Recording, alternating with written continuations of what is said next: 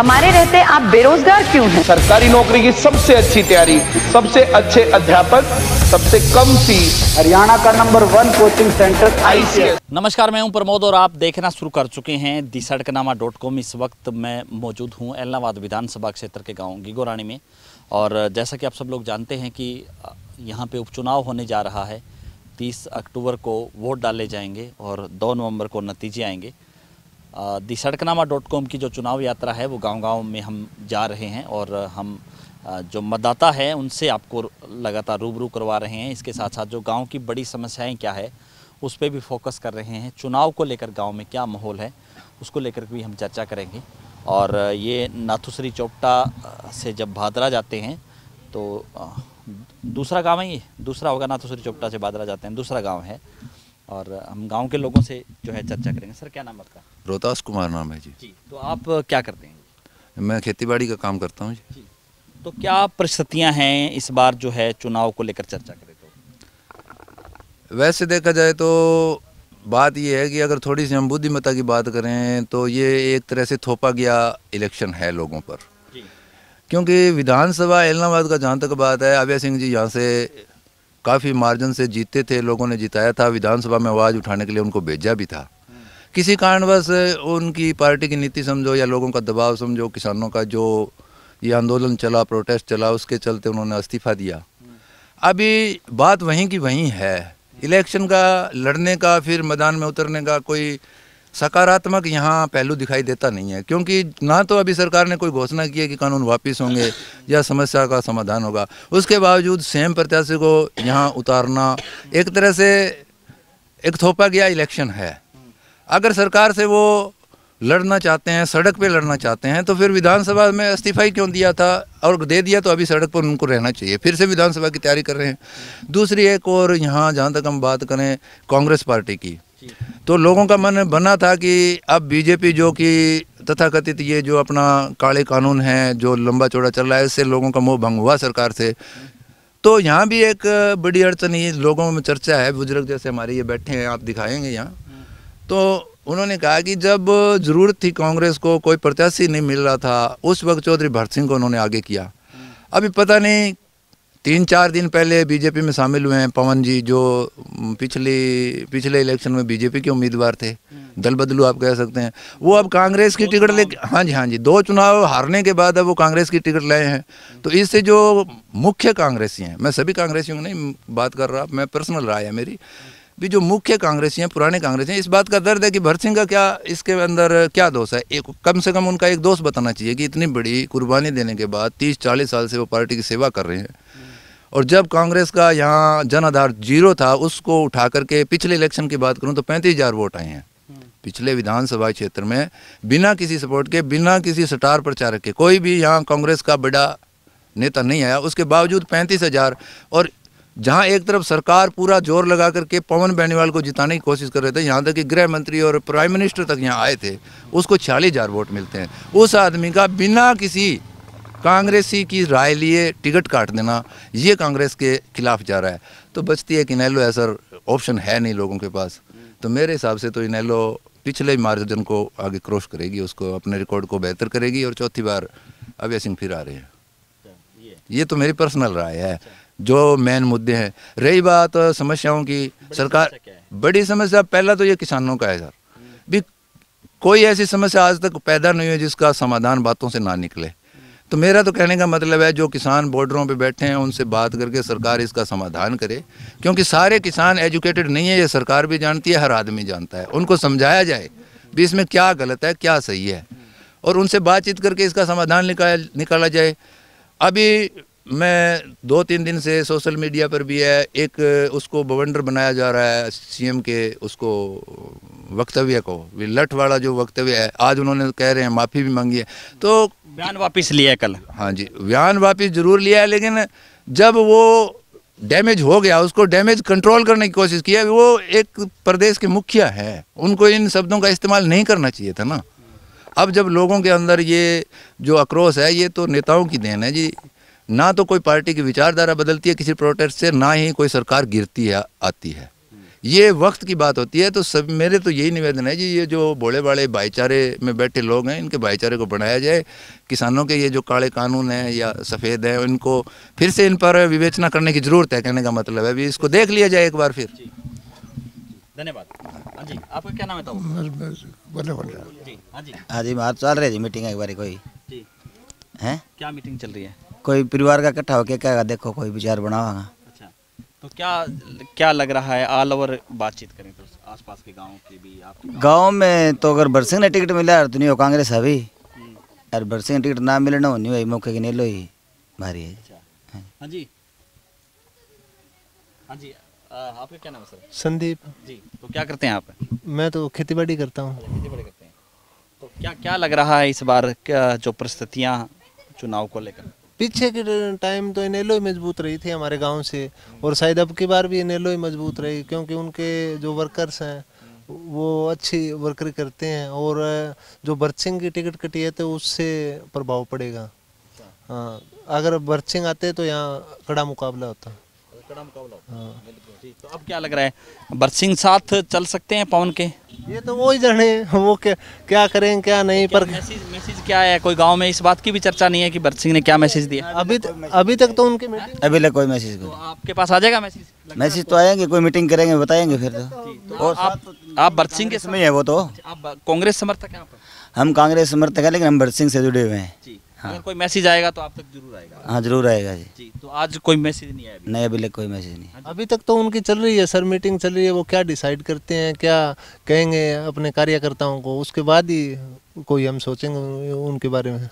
बाकी जो बड़ी समस्या क्या है गांव की? क्योंकि बड़ी समस्या तो सर यही है, ये पंचायती भूमि में जो मकान है इनका कोर्ट में केस चल रहा है, तो ये सबसे बड़ी समस्या बनी हुई है गांव के लिए। तो अभी कोर्ट में केस पेंडिंग है, तो पता नहीं इनका अब क्या होगा। कितने मकान है टोटल? ये शायद 300 के करीबन मकान है पूरा। 274 है। अच्छा, 274 है। तो इनका कोई मसला हल नहीं हुआ अभी तक वो नहीं है जी। तो लाल डोरे की जो रजिस्ट्रियाँ हैं वो हो चुकी हैं क्या आपके गाँव में? चालू है। तो क्या लग रहा है ताऊ, इस माहौल क्या है चुनाव को लेकर? तो मुझे वक्त से बताएगा। अच्छा, अभी कुछ नहीं है। हाँ जी सर जी बता दियो नहीं, बस यही बात है जी।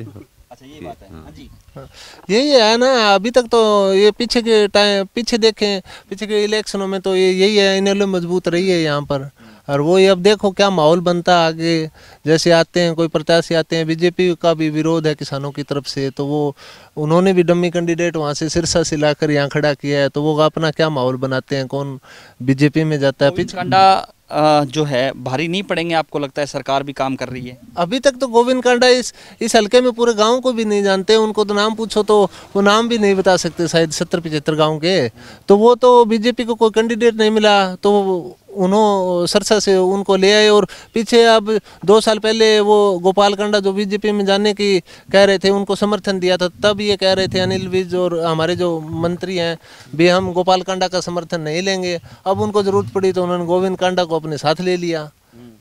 ये सभी है ना एक ही। ये तो वही बात है जो अभय सिंह चौटाला कह रहे हैं। हाँ बस समझ रहा है अभय सिंह चौटाला की बात नहीं है, हम कोई अभय सिंह चौटाला के समर्थक नहीं है। ये बात आम जो पढ़ा लिखा है, ये उन्होंने भी अपने प्रेस कॉन्फ्रेंस में कहा कि जो है जब के लिए भी कहा। सर भाई साहब आप वो क्यों नहीं उठा रहे हो? कल की मैंने उनकी प्रेस कॉन्फ्रेंस देखी है, बिल्कुल साम कहा है। एक आप जैसे पत्रकार ने उनसे पूछा कि भरत सिंह कांग्रेस का, अगर कांग्रेस का प्रत्याशी भरत सिंह होता तो आप ज्यादा बेटर। पुराना कांग्रेस ये बात और ये कही है उन्होंने, लेकिन उनका जो अंतरात्मा क्या कह रही थी कि उसके साथ जाती हुई है, उन्होंने इस बात को स्वीकारा है। उन्होंने ये नहीं कहा था जब जड़ रही थी हमारे एक देश में कि जब बड़े ही कोई कांग्रेस की टिकट खोले हो तो बली को बकरो मेरे सामने बनाए हो। ये बात उन्होंने इतिहास को बोली नहीं है सर, ये इतिहास रखा है उन्होंने सामने और जो हकीकत है। और ये जो बीजेपी के लोग जो घुमा रहे हैं ना बात को भी, हम कांडा को लेके आएंगे, ये लेके आएंगे, वो लेके आएंगे, ये ना कोई इलेक्शन है, ना ही इसमें कोई प्रत्याशी का कोई लेना देना है। इसमें मैं आपको बताता हूँ अंदर की बात क्या है। एक एप्लीकेशन अगर हमारा जो सरकार का क्या कहते हैं सचिव कहते हैं, वो लगा देता हाई कोर्ट या सुप्रीम कोर्ट में कि लॉ एंड ऑर्डर की स्थिति को देखते हुए इसको पोस्टपोन किया जाए, कन्फर्म वहाँ से ये आता। मैंने भी कानून को पढ़ा है, लॉ एंड ऑर्डर का जब बात आती है 6 महीने पोस्टपोन हो जाता है। लेकिन हकीकत में बात क्या है सर, इस इलेक्शन के पीछे सरकार की मंशा भी यही है कि ये जो लोग दिखावा कर रहे हैं बीजेपी का, ये हकीकत में विरोध है या नहीं। अब देखिए हम काले झंडे फैक्ट चेक कर रहे हैं। बिल्कुल वो अपनी ताकत और कमजोरी नापना चाहते हैं भी कितना विरोध है। अगर यहाँ कांडा की जमानत जब्त होती है तो उनको पता चल जाएगा कि वो बिल्कुल किसान विरोध में है। अगर वो मान लो हार निश्चित है, अगर वो 10,000 से हारते हैं या 15,000 से हारते हैं तो कांग्रेस चाहे इसके लिए जिम्मेदार हो चाहे इनेलो जिम्मेदार हो, उनको ये पता चल जाएगा कि ये जो विरोध है इसमें दम कितना है। फैक्ट चेक हो जाएगा। बिल्कुल फैक्ट चेक करने का ये एक तरीका है। अदरवाइज तो सचिव के पास ऑप्शन था, एक एप्लीकेशन लगानी थी 6 महीने के लिए सरकार। और आप देखिए भी आम आदमी जानता है इस सीट से कुछ होने वाला भी नहीं है। इस एक सीट से ना तो बीजेपी की सरकार गिरने वाली है ना कांग्रेस की सरकार आने वाली है, इससे कोई फर्क भी नहीं पड़ेगा। फिर भी सरकार इस गर्म माहौल के अंदर, जहाँ तक बीजेपी का हम सुन रहे हैं तथाकथित बहुत विरोध हो रहा है किसानों के द्वारा, और ये हकीकत भी है। बहुत सारे लोग दिल्ली पर बैठे हुए हैं, गांव-गांव में धरने हैं, लेकिन उसके बावजूद सरकार क्यों ये इलेक्शन करा रही है, क्यों ये रिस्क उठा रही है? यहाँ कुछ भी हो सकता है इस गर्म माहौल में। तो उनका भी कहीं ना कहीं मंशा इसके पीछे यही है कि वो इस विरोध को चेक करना चाहते हैं कि कितना गहरा है। जी धन्यवाद जी। जो कुछ और लोग भी हमारे साथ। हाँ जी ताऊ, आस-पास घूम रहे हो आप, कैमरे पे आ जाओ। क्या माहौल है चुनाव का? चुनाव का माहौल अभी पता नहीं है जी। टक्कर बनेगी है। अच्छा, टक्कर बनेगी। किस किस के बीच बनेगी टक्कर? टक्कर बनेगी पवन बनीवाल और चौटाला साहब की। जी। सरकार को आप तीसरे नंबर? सरकार को तीसरे नंबर। बिल्कुल। सरकार ने कुछ काम किया आपके इस इलाके में? मारे तो कुछ करियो को नहीं, मारे ये काम ही करार तो पवन छोड़ के क्यों जा रहे? अच्छा, आए बात है, ये बात है। हाँ, तो अगर काम करते तो पवन भी बीजेपी में रहते बेंगी चल रहा तो उन्होंने कहा अनदेखी हुई मेरी, बस अनदेखी हुई। यदि बेचारो काल कुकड़ लाग रहे हो भाई, मैंने 7 साल तक अनदेखी हुई जो छोड़ के गए हो, मैं कांग्रेस में आया हूँ। हाँ, तो अब गारंटी है कांग्रेस में अनदेखी नहीं होगी? नहीं होगी। कांग्रेस तो एक समंदर है, इसमें कोई मगरमच्छ ना हो, मछली ना हो, कुत्ता ना हो, बिल्ली ना हो, ये तो ऐसा है, समंदर है। इस समंदर में तो कोई नहा सकता है। अच्छा, कोई नहा सकता है। हाँ बिल्कुल। हाँ जी, आपका क्या नाम है सर? चंद्र प्रकाश जी। क्या करते हैं आप? बस ये खेती करते हैं। तो क्या माहौल है चुनाव का? माहौल तो जी इलेक्शन तो इनेलो जीतेगी। अच्छा, इनेलो जीतेगी। हो। बाकी पार्टियां? बाकी टक्कर में पवन बिनवाल है ही। पवन बिनवाल रहेगा। हाँ। सरकार तो तीसरे नंबर पर है ही। सरकार तीसरे नंबर पे है। सरकार को वोट नहीं पड़ेगी यानी? वोट कहाँ पड़े, किसका काम तो करते ही नहीं। अजय, सरकार को तो कैंडिडेट ही नहीं मिला। वो सरसा से आए अब विकास करने के, पहले सरसा का तो करवा लो विकास। वहाँ भी अगर बारिश हो जाती है तो 15 दिन सरसा नहीं जाया जाता।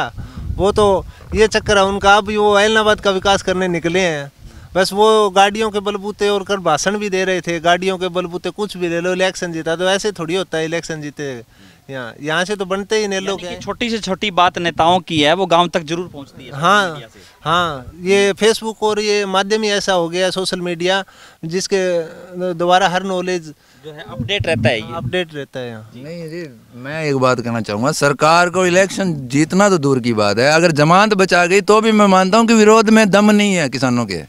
अच्छा, अभी जो नया फार्मूला ये आप चैलेंज नहीं कर रहा हूं मैं मेरी पर्सनल राय है, मैं किसी पार्टी का प्रवक्ता होने के नाते नहीं कह रहा। अगर सरकार जमानत भी बचा लेती है ना तो हम में कमियां है। मैं किसान पुत्र हूं और किसान आंदोलन को पूरा समर्थन भी है मेरा। 10 महीने से जो सरकार जमानत बचा लेती है तो अपनी हार मानते हैं, किसान हार मानते हैं। बिल्कुल किसान हार मानते हैं। अगर विरोध है तो फिर जमानत कहाँ से बचेगी? वोट तो देखो किसान के घर से आना है। किसी भी पार्टी में जाए, हम ये नहीं कहते कि हम आप इनेलो को दीजिए। इनेलो को सभी ने कहा है, मेरे गांव की जहाँ तक बात है इनेलो का रिकॉर्ड रहा है, हम रिकॉर्ड के अनुसार कह रहे हैं। रिकॉर्ड में जिस तरह का फैक्टर है, स्विंग होने की जो चांसेज हैं, जिस तरह से बरसिंह की टिकट कटी, कांग्रेस का भी स्विंग होगा, बीजेपी से किसान नाराज हैं, स्विंग होगा, ये तो आप जानते हैं। फिर जाएगा कहाँ? चौथा ऑप्शन है नहीं यहाँ।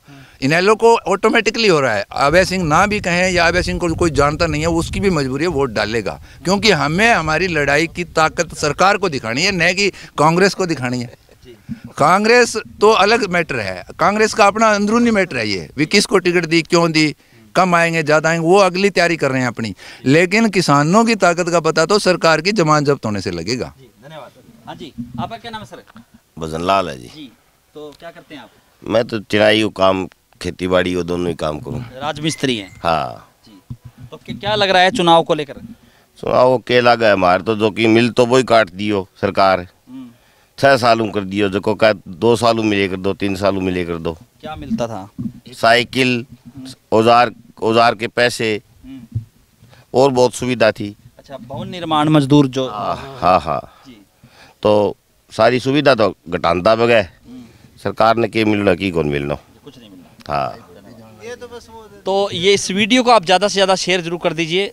हम जो है मतदाताओं की नब्ज़ टटोलने का जो है एक प्रयास जो है कर रहे हैं, और कितना फैक्ट चेक हो पाता है ये तो आने वाला समय बताएगा जब चुनाव के नतीजे आएंगे। लेकिन सड़कनामा.com की टीम है वो गांव-गांव जा रही है, और हम गांव के मतदाताओं के साथ साथ गांव की बड़ी समस्याएं क्या है उस पर भी आपको लगातार रूबरू करवा रहे हैं। बहुत बहुत शुक्रिया।